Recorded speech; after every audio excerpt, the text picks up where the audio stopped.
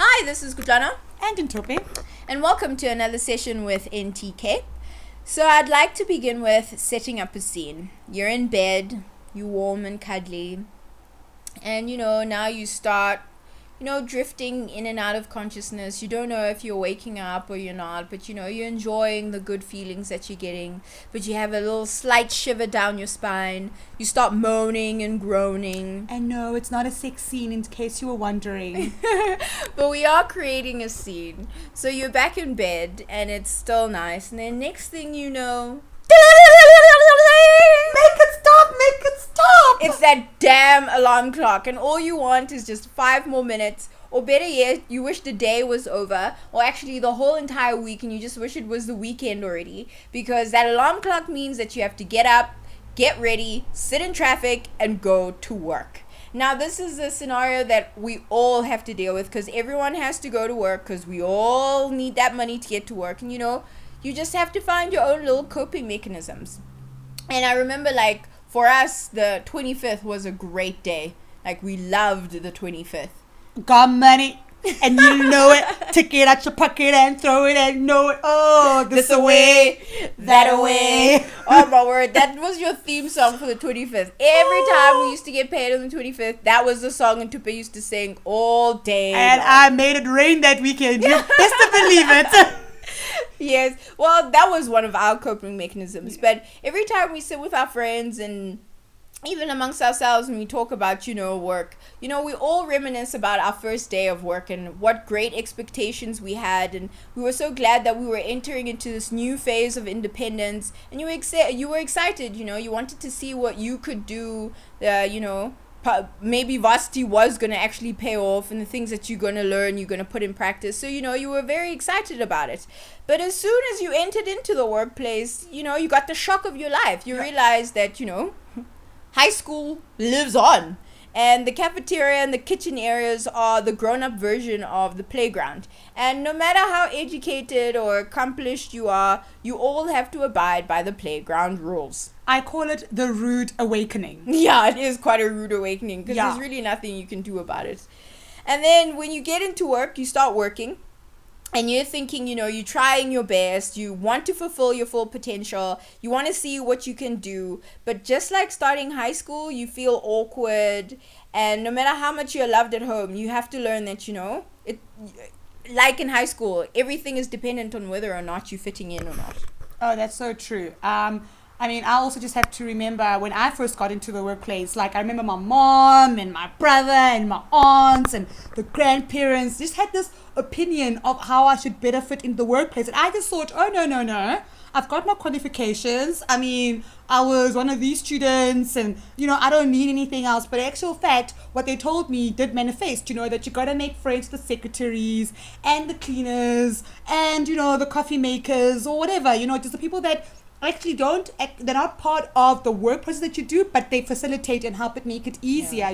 They definitely have that bearing on you and how you experience the workplace. So if you want to have an enjoyable one, don't be all snotty face. And it's different. I really did feel like, okay, now I'm a black girl, going to the workplace, because there's just certain expectations, because there is this secretary or there is this cleaner who is older than me, and in a social context I wouldn't just be walking past her while she's just doing her job, of cleaning up after me and stuff. So those things were very important. And when I look back and I'm just you know what, it didn't have to be that difficult. It's just about respect. If people just told me just respect everyone else, treat them the way you want to be treated, life would have just been simple. Girl, it wasn't that simple. You had to keep your wits about you, just like in high school. If you didn't want to be bullied, if you wanted it to be a smooth ride, you had to open your eyes. You had to see the layout and identify the different characters. And it's the same with the work, You have the same people, you have your immediate boss, that supervisor that you need to impress.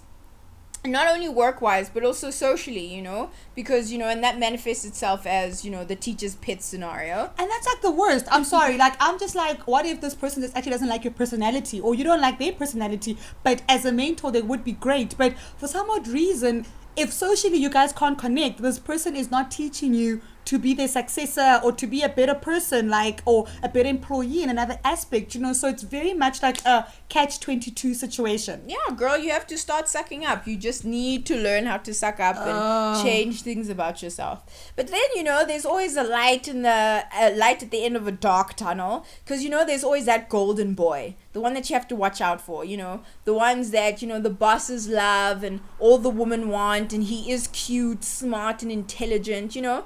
You know, walking past him in the cafeteria gives you that slight relief. You know, that all is not bad. That all is not bad. You know, you have your eye candy at work, you know, something that will comfort you a little. Yeah, and actually it's weird. Instead of like envying him or like hating him for the role that he's playing, in actual fact, he comforts you because he's so not like, doesn't have an ego about himself. He's actually quite easygoing, and I think that's why all the ladies love him and people want to work with him, because he doesn't make you feel less than you are or whatever. Or maybe they do know, I don't know, but my experience generally is that they kind of make you feel like, oh, you're just as intelligent as I am, and you're just as great and stuff. I mean, yeah, there was the Palmer. Ooh wee.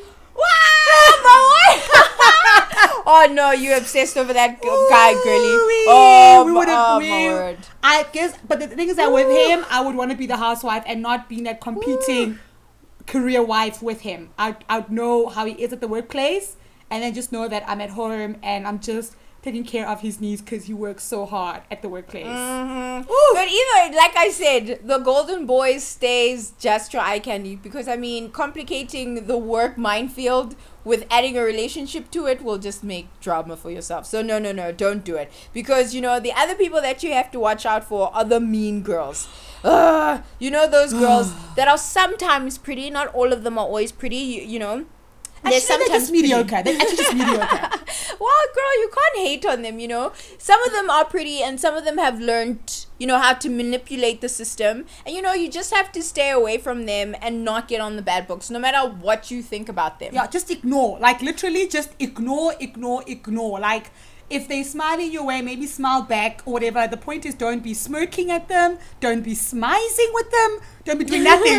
just walk past. Like, yeah, try and hope, you know, they don't take it as an insult that you did walk past. Yeah, I mean, there's one thing about me. I'm not necessarily confrontational, so I will avoid. And those people, they are confrontational. Those mean girl types, they are confrontational, and they just like make work just a little bit unpleasant, uncomfortable. You know, when you're thinking la-di-da, you're going on your merry way, you know. And the next thing, this person just pops up out of nowhere and then just like twists the whole situation, and you're like, how did it get from that to this? You know? So yeah, you know. And then we get to the people like us, the ones that complain, the ordinaries. We're just trying to get through the system, you know. We're just trying to keep our heads down and, you know, just get through the day and do our jobs, you know, and then we'll celebrate on the 25th, you know? Yeah, and all we want to do is just be judged on our intelligence and just being able to be those individuals that like on some, okay, we've grown in this position or whatever. Like, we're not really about the frills, because we actually do have a life outside of work, right? Yeah, no, we do. But then that's also a problem, because some people want you to make friends with them at work. And I'm not saying don't be friends with people at work. It's just that you can be, but once you leave the workplace, leave the work at the workplace. And once we out and partying, let's have fun. I don't want to talk about the client that you had, or, you know, how bad the deal went, or how this customer was bad to you, you know, like, people are boasting, people are boasting and stuff like that. I mean, it's hard to believe, like, we were both in the same field when we were working in the corporate environment, and we never ever just talked about like work or how this client is doing that. No, in actual fact, we had so many other things going on in our ordinary lives that, you know, work was work and playtime was playtime. We lived for that playtime. Yes. We were definitely those people. We worked so that we could party. Yes. So, you know, we worked hard and we partied even harder. Maybe that was also a problem, but yes, we survived somehow. Yes. And even if after you've discovered all these characters at work, you know, you have no choice but to keep your head down, and most importantly, do what you need to do, because at the end of the day, each job, Sparry. And with the economy the way it is, and with you wanting things and bills piling and having family responsibilities for some of us, you know, you just need, no one wants to be jobless, so you need to keep your job and you need to keep your wits about you. So, you know, you suck it up. So why are we here though? Well, we're that's why here out because there. we're following our dream right Yes. now. We're following our dream, and we're finding that, yes, we're not in the direct workplace right now, but we're trying to break through the industries, and it's still the same situations. You're still having to suck up to people. You're still having to learn about who the mean girls are, and then you get those really cool artsy-farties photographers who are the golden boys and everything. And then, you get the other people who we know also, who are just also trying to make it and still have their 9 to 5s, but we just couldn't do the 95 anymore. Not 9 to 5, should I say. It just wasn't us. It just wasn't us. No, And that's okay. Like, there's nothing wrong with discovering the fact that, you went to do a job and it's not you. Yeah. I feel that everybody needs to accept it. Yeah. Everybody around us just needs to accept it, because even if we complain and your job, people don't accept it when you have left that workplace and they're thinking, what the hell is going on, But anyway, needless as it may be, you still have to deal with the fact that when you're at the work, you're in that meaningless workplace politics. Oh, good God.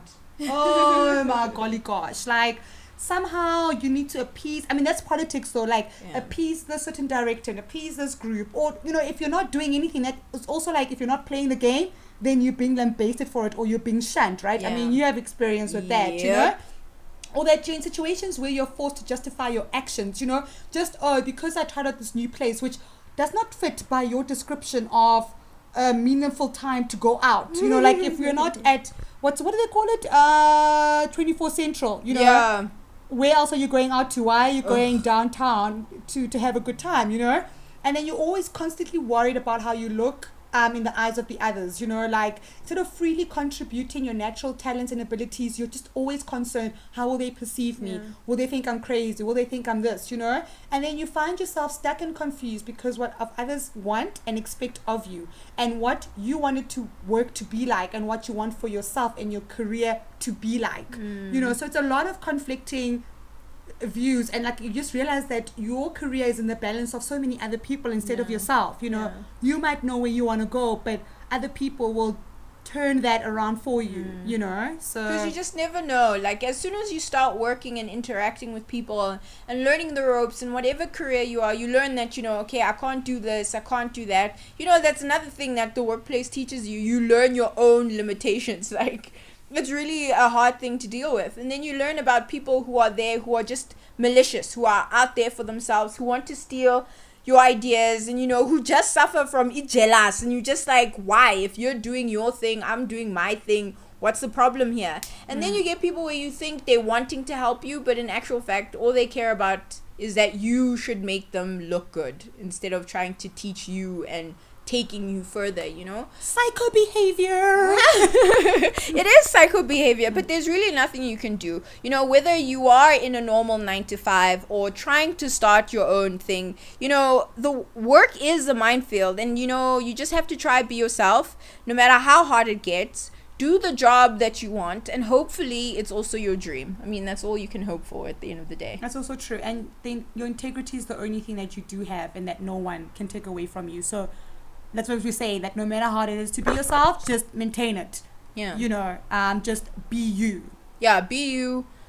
Get to work, whatever it is, and get that money. Yeah, otherwise just be like us and follow your dream. Yeah, follow your dream and get that money. Yeah.